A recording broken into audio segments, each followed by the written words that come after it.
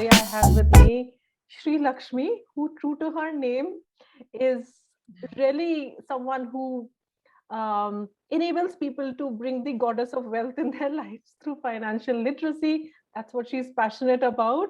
So, Sri Lakshmi, would love to begin with an introduction, and your journey in the space of finance has been really fascinating, right? From gathering knowledge about finance through your career to now really putting that knowledge to use um, by helping others really up their quotient of financial literacy to create financial freedom and peace of mind. Um, so, why don't we begin with you telling us about yourself and your journey? Sure. Thank you so much, Manisha, for inviting me. I am very glad and excited to be on this program. Uh, I'm a commerce graduate who went on to do CFA, and I worked in the financial services space for more than a decade. As I was working, I was collecting a lot of information and knowledge and skills, and towards last mid of last year, I decided that I should work on how I can uh, make this, spread this knowledge to a lot more people. So this project of mine was where I would meet and talk to people on a one-on-one basis. First, ask them about any question they have about finances, and give them an overview of financial well-being and why it is required, and answer their question. So this kind of gave me a very good understanding of where we know how much we know, and where we need some more help and support. And I thought that because I had collected all this knowledge all these years, like you rightly said, I wanted to share this in a way that will help anyone to become more financially secure and free. So that is my intro. And to put my dream into practice, I started a company that's called Be Rupee Wise. It's a venture where I will, it's a financial literacy school. So where I care for we care for the financial well-being, and we help and support people who want to improve their financial well-being. That's amazing. I would love to hear what were some of your key insights when you were doing the interviews, talking to people about, how things are, the current state of their financial lives. What were some of the things that really stood out for you? Um, After conducting or the sessions that I was conducting, I met almost 50 women on a one-on-one basis. I chose women because I wanted to understand if uh, financial literacy was a problem only for women or for everyone else too. Hmm. So that was one thing that was at the back of my mind. I met women mostly, and what I found out was most of the women were highly successful in their careers, and they also were managing, large accounts. Hmm. They were, in charge of a lot of things at home as well. So somewhere there was a confusion around managing the day-to-day finances versus building wealth. So I understood that they assumed managing day-to-day finances was was how they were going to manage their finances better, or build wealth. But then building wealth is a totally different ball game. Hmm. And the other, I would say 30-40% of the people were very scared to venture into this space because they thought it was too complex for them. and they did not have the time or the energy to learn another skill, mm, and they would often outsource it to others. It could be their friends, their family, their parents, their spouses. So a lot of these things. So there were two things. One is when you think that you're managing your household as such, and you're actually being financially, what do I say, savvy or whatever. And the other is where you're very scared to even take up another burden. You think it's a burden, you don't want to really consider that, put it on your plate. mm, So those were the two insights that I would say I got.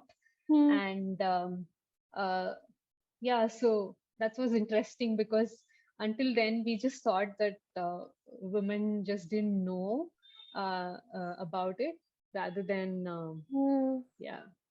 And this distinction between managing money, which is the expenses. I mean, Yeah. one way of looking at the term managing money is that you are in many ways the decision maker when it comes to Yeah. expenses versus creating wealth. If let's say if someone listening to this still has a little bit of confusion about it, would you like to kind of deepen the concepts a little bit and just kind of Sure. share with us what each means? Yeah, I can give you an example. Typically, when both husband and wife are working, sometimes what happens is we tend to divide the accounts, right? So it's like, okay, your account takes care of all the day-to-day expenses, and my account will take care of the investments, and where we're going to invest, what assets we're going to buy, and things like that. Do you see? Do you think that happens? Oftentimes there Mm, is a distinction, and mm, okay, you can always choose whose account is doing that, but then even if you're not going to be the one who's writing the check, most of the times the day-to-day stuff as to what you buy for your house, what kind of expenses you want to, where you want to cut down your expenses, where you want to indulge a bit more, is usually taken care by the woman, uh, pretty much. And when it comes to building your building your wealth in terms of investments that are longer term in nature, right? More like, say you want to invest in stocks, or you want to say, buy a house. So the concept of building wealth by using assets. So the assets will be, mm, the ones that are going to generate your income. That as a concept was somewhere getting confused. I mean, mm, people were not understanding that that is there. So then you were assuming that, yeah, I'm in charge of my finances because I'm taking care of everything. I am the, I'm the one who runs my household. So there is a difference. So my take is, if you can automate running your household to a large extent, because there are a lot of tools available now, and you can start at putting a little bit more attention into building assets, then it might help in the overall framework of mm, things. This is something that came up repeatedly when I spoke to people, mm. and so I hope that has made it a little more clearer. Yes, yes. Thanks for sharing. And when it comes to wealth creation, uh, the 40% that you said felt a little bit of inhibition that there'll be one more thing to manage, right? Yeah. So what is it that comes in the way of so one is the distinction itself, right? Understanding that these are different. The second is those who understand have a little bit of fear, right? What is it that causes the fear? What is it that comes in the way of thinking in that terms? Because that can lead to a really, that can lead to a lot of freedom, right? Mentally, and Hmm. freedom to make certain Yeah. decisions. Yes. So when you know that it is important, so basically financial well-being is very crucial for our overall well-being. So if Mm, you look at any other, all other things, other aspects of your life, like your career, like your relationships, or like your health, uh, if you are, financial well-being is also very crucial if you look at the whole scheme of things at a holistic level. mhm, So what is coming in the way is probably you're not able to distinguish and give it the right kind of attention in your mhm. life. Maybe it could be contextual, because Yeah, everyone's finances and everyone's life is totally contextual. yeah, But if yeah. you're able to even bring in all aspects of your life together, put it together, Mm, then this is just a concentric circle, right? You're in the middle, and then you have your career, your health, your relationships, and finance. So if you look at it at a holistic level, then I think you will start getting a little more curious about it, and you will be able to spend some more time understanding what it means and things like that. mm, So what is coming in your way is just the awareness. You need to be aware that these are also important. This is also important for me. I cannot outsource everything, right? So this is a core thing that one of the must haves, I would say. mm. um, Yeah. because once, but if you are worry free about money, then all of the other areas in your life can also kind of align, and you can be your best self, Yeah. because a lot of money worries affect every other area of your life. So I'm coming from a point of view of just empathizing and understanding that it is a whole and it's not in parts. Don't look at it in parts alone. So that is my view. Yeah.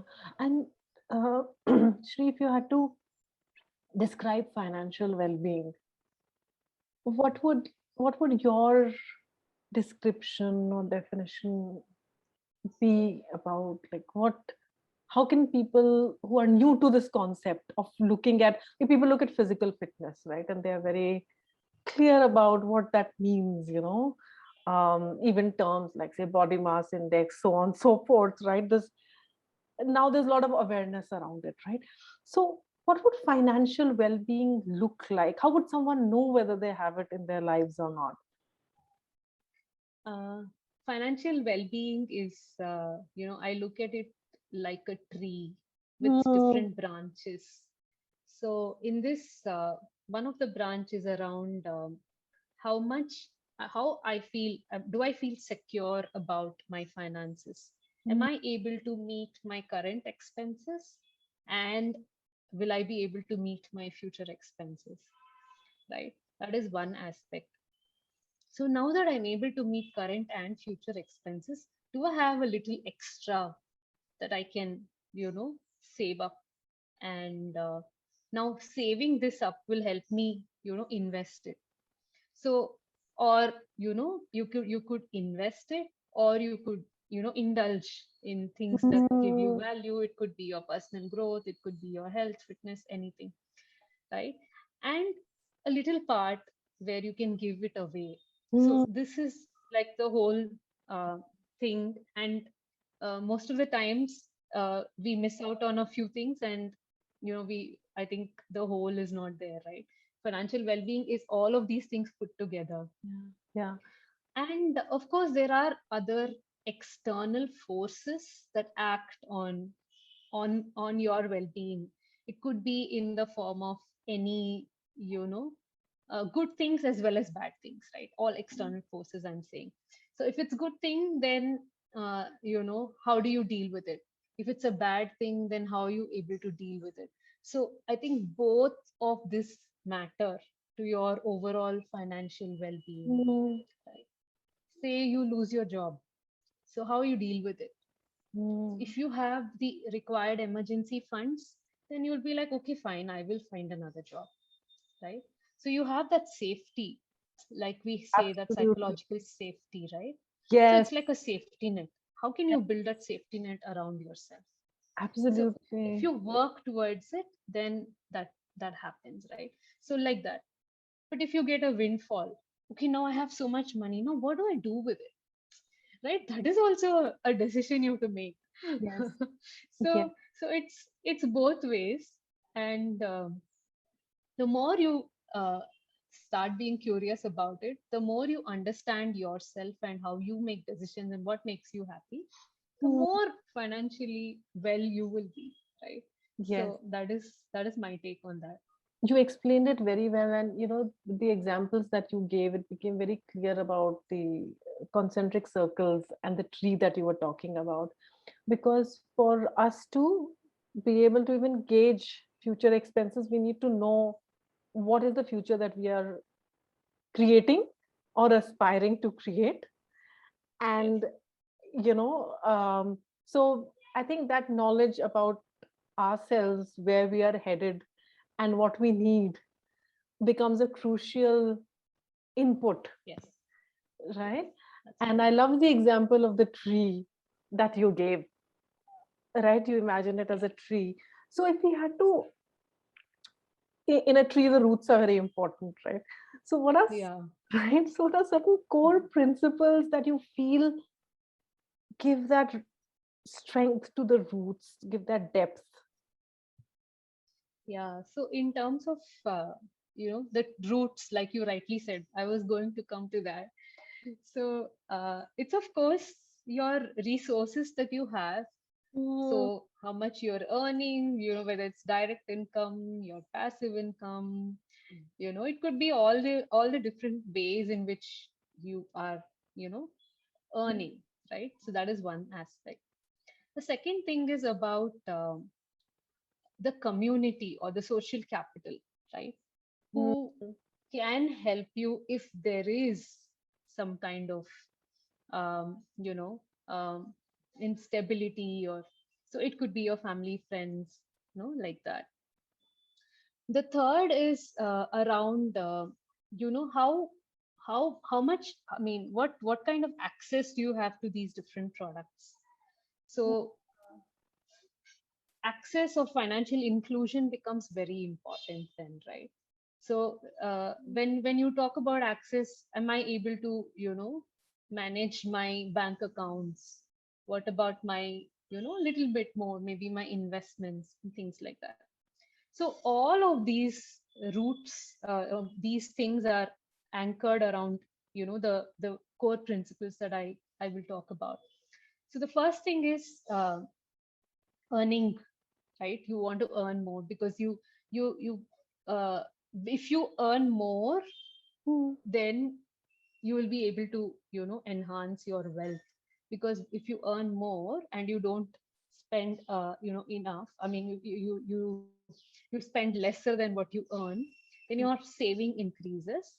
Okay, mm, and then you can invest it, right? So that is the resources that I'm talking about. mm, So basically you'll have uh, uh, your edge, or what you're competent in. So it will also help you understand how to improve your competency so that you can earn more, right? That is another aspect. Probably we'll start looking at career aspects when you're looking mm. at earning more. Saving more is more on, it's, I think we all know, saving more, the more you save the better. But Yeah. you can do it in different ways. You can have different accounts. Say one will is where you get the income, and then one is from where you actually do all your investments, and from the other one is where you actually spend. So when you divide these different money into different accounts, then you can restrict how much you're going to be spending, right? I'm not saying that everybody has to be very minimalist, and Yeah. it's up to you. I mean, what works for you. And always, if you're earning so much. If you're saving at least a part of it, like in percentage terms, it's better, right? Instead Hmm. of earning in order to paycheck to paycheck cycle, even if it is a small amount, if you can save it, that's when you can look at, okay, how do I invest it, Hmm. right? Hmm. So to start off with, I think it's a good thing to understand that how much am I earning, how much am I saving, what Hmm. percentage of my earning am I saving. Okay, Hmm. that's a good way to start measuring something. And unless you measure it, you track and measure it, Yes. you won't be able to optimize it, right? The third one is about being debt free.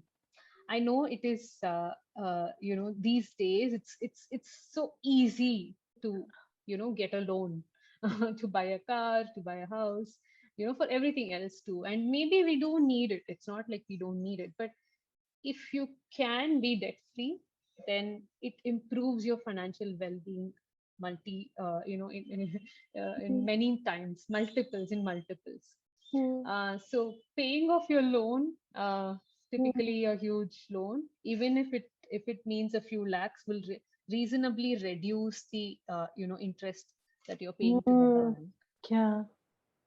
And if you look at the calculation also, if you're buying a house, say for example, spending say 50 lakhs and you're taking a loan for it, most likely if you are going to wait for the whole term, you'll probably end up paying a lot more interest than what Hmm. the house is worth, Yeah. right? But then I'm not saying you don't take a home loan, but you take a loan with the intention that you want to pay it off quickly. Hmm. Right? So then, because you know you have to pay it off quickly, you will do everything in your means to pay it off quickly. Hmm. So so Yeah. it's like, if you can pay off your debts, nothing like it. Hmm. And being debt free makes you worry free. uh, that's what I'd say. uh, and then, yeah, you don't just save, you also invest, because Hmm. your savings will not help you build wealth. You have Most of us, we're very good savers, but we don't invest our savings elsewhere. Hmm. We keep it in the bank accounts, Hmm. right? So that is where you're going to be able to build wealth, right? Because Hmm. there are a lot of instruments where you can invest your money and then it multiplies. Hmm. Hmm. And the whole angle of compounding also comes then, right? Hmm. Where Yeah. you're earning and then you're reinvesting and then it keeps growing. So time as an essence, and you Hmm. get to build wealth. So these are the core principles. We all know this. I am not saying anything new. I am just putting it all together so that we are aware of it, and then we also take action. Yeah. And so I know, Shri, this is a tough question, but for those maybe who are just starting out, um, and want to know that, okay, what's a good percentage to save? What would you what would you recommend in terms of a percentage or a range? Yeah, so usually there are thumb rules for everything. So thumb rules work because they're automatic, they're easy to remember, right? Mm, So for savings also, there are thumb rules, like mm, 50% will go towards your expenses, 30% towards 50% towards your needs, 30% towards your wants, and 20% towards saving. So you mm, can start with that, and it's very contextual. I'll give you an example. Okay, say uh, somebody who has everything taken care of. Parents are taking care of all the expenses, whether it's a house, whether it's food, whether it's shelter, whatever, everything. mm, And you are earning, say you've started your earning this year. So for you, you don't have to put money towards needs. mm. Your allocation will be wants Yeah, versus savings or investments, right? So yeah, then you can do a little more towards, you can figure out what is the right percentage that is that you want to save, and then invest, Yeah. right? But if you're someone who really, who is still helping the family, who's helping, the siblings study and things like that, then of course you can start with whatever you have. It doesn't have to be a big sum for you to start investing. You can start very small as well. But the idea is to not stop it, to keep continuing it, because time is the essence here. The longer you save and invest, and the longer you don't break the compounding, I mean, if you don't break the compounding, that's when you're going to get a better return. So that way, I think, I would say that it's contextual, but you understood, like there are Yes. two, three different ways in which you can look at it. Yeah. But yeah, yeah, And one thing that came to my mind was, Shri, like you said, right? It's contextual at different stages of one's life. So I think just knowing that that context keeps changing. So there will be a changing. time where one may Yeah, not be able to save, and hence it helps. yeah, And there are lesser variables in the equation. correct. We save, and I think just being aware of it helps, right? Because it's like a reminder that, okay, few years from now there may be more responsibilities, and Yes. hence the percentage may be lesser. So now there's an opportunity. Why not save Yeah. as much as, Yeah, right? and also it's dependent on your goals, right? Because Manisha, if say for example somebody who started off newly, so started working, and they have a plan to go for higher education in the next year or Yes. 2 years, or Yes. then saving will be very, ideal for them to fund their higher education. One thing is, it is really empowering that you're using your money to, fund your education, right? You're not dependent on your parents or taking a loan and things like that. At least you can reduce it. Yeah. So each one, it really depends. Say somebody wants to, start their own agency, or these days there are a lot of creators, right? Yes. Especially in the new generation, they don't want to be sticking to one job. Then having some savings in their account, in the, invested somewhere, will give them the ability to start thinking at how can I creatively use my skills and Mhm. put it to better use. So that's another thing that, they can start with. There is no one formula, but yeah, thumb rules are always there. Thanks. Thanks for sharing.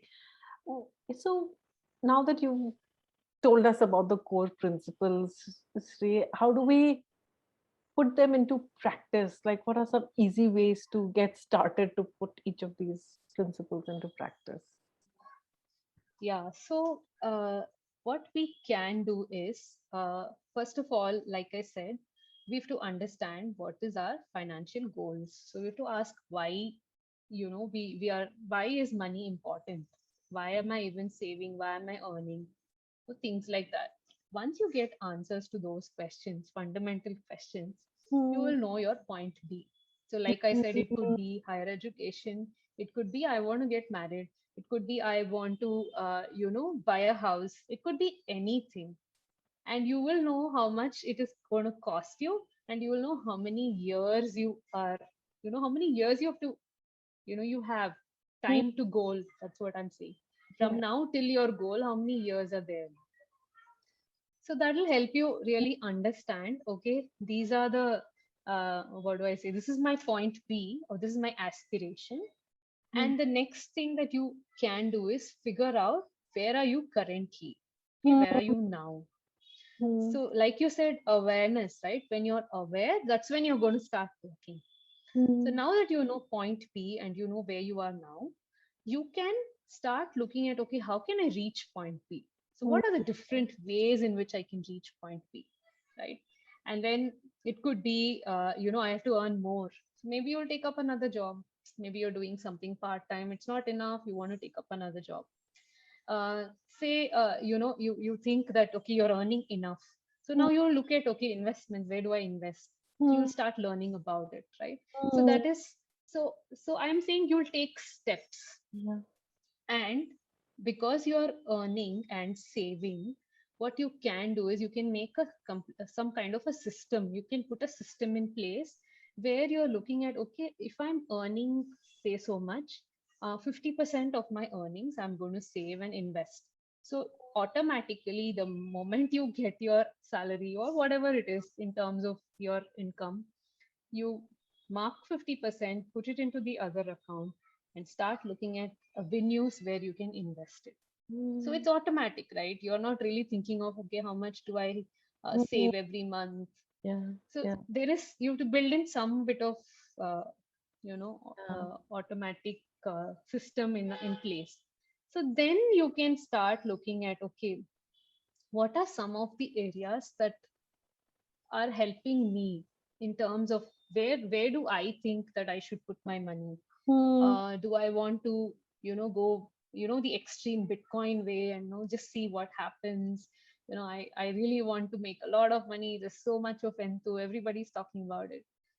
How mm, much of ability to take risk? When mm, you're young, you have the ability to take risk, so you tend to do that. But then the risk taking ability also means that there will be a lot of variation. So things can go wrong, things can go amazingly well as well. So that is the risk, right? So mm, you putting 10,000, you can lose entire 10,000, or 10,000 can become 20,000. So mm, so the variation, the variability is the risk, basically. mm, That's mm. what, Yeah.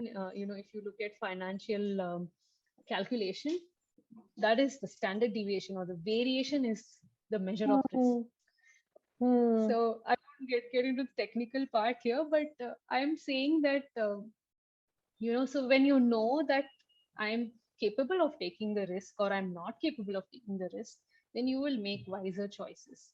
And because you know and you have something in hand, you will start becoming curious and start learning more about it. So mm, it's about this, knowing your point B, your point A, and you have to reach your point B. So mm, what are the systems and routines that you can set, and how can you build that curiosity and skill so that you can multiply or reach your, basically, your point B. So mm, I guess that's something that we should all do. mm. And it, like you said, it changes. So today your goal will be different from, say, next 1 year or next 6 months, right? So then you have to keep re-evaluating and figuring out, okay, this is not going well, this is going well, this is what I want to do. Mm. So basically you're in charge, right? You're taking charge. That's what I'm talking about here. Yes, yes, You're not outsourcing it, you are taking charge. yes. I don't think you will spend too much time on it, but and it is required. Whatever time you spend on it is required, I guess. And it can be, I think, when and I'm sharing this from personal experience, is that once one gets past that initial barrier of, okay, it's going to be tough to learn, and why don't I just outsource it? It can be fun too, Yeah. because there is just so much to learn, and integrate all that's happening in the world to certain decisions that one Yes. can make. And Yeah. so that way I feel it's a very expansive experience to be able to do it oneself. And Yes. it need not be mundane, it can be very interesting, is Yes. what I Yes. think. Yes. The ups and downs, right? So Yeah, you also get to learn from your mistakes. What did go wrong? What yeah, went wrong? What yeah. went right? You And know. like you said, the So risk it's also appetite. very, if you come back to mindfulness, it's really being mindful about your financial well-being, right? It's it's again coming back to that. You cannot put everything on automatic. you know, it just goes on automatically. It needs to have a little bit of your present self. Hmm. You have to be in touch with your present self. That's when you will be able to engage yourself better. So I Yeah, guess mindfulness will definitely come here as well. yeah. Thanks for sharing. So she tell me this, there are going to be people who may need your support and your hand holding, how do they reach you? I have a website and I have a LinkedIn presence. So you can, I can share it and you can put it in the description. Sure. People can reach out to me. And for, yeah, so that is how they will be able to reach out to me. So I can, show you something that I have been Yeah, creating, sure. might be of interest. So this is a working project, right? Hmm. So I began, you know, B2P wise, um, and these are some of the things. This is like a website or a page that I can share. So I have made some calculators. Hmm. Um, I moved from Excel sheet to small no code calculators, and which you can use very easily. So there is a subscription tracker. There's a tracker that will tell you how much you need to save per month. Hmm. There are different products that you can discover. Hmm. You can actually calculate your current asset allocation. That is, if you look at your assets, Hmm. and you can look at, whether it is into equities, or whether it is into debt, Hmm. or whether it is into real estate. So this Hmm. kind of calculation you can do. You can Wow. calculate your net worth. So I'm really excited about this, and there are a lot of resources that I will keep Wow. adding to this. So Yeah, there I are love books that you this. can, you can go through. Wow. Then there will also be platforms or people who talk about, who actually make sense. People who are working in this space and they're really doing a lot in this space. Their newsletters, their Okay. products that you can use. So this is something that is uh, I'm really excited about. It is exciting. Yeah. Yeah, so these are all the things that I spoke about. It's like you're setting your goals, finding your point A, then finding where to invest, how to track. So almost like a one page, you know Yeah. plan for yourself. I And love you can, this. you can copy this and make it your own plan and things like that. So that's what I am working on. Okay. And yeah. Thank you so much. That looked so neat, and I loved how tasteful it is. Thank So you. we'll definitely be keeping an eye on what's new there, Shri. Thank you so much for sharing your Sure. knowledge, your insights with us. Um, and yeah, so you'll have many more people now taking charge of their financial well-being. And Yes. all the best to you. And once again, very grateful Thank for you. your time. Thank you so much, Manisha, for inviting me. And I love this discussion. Likewise.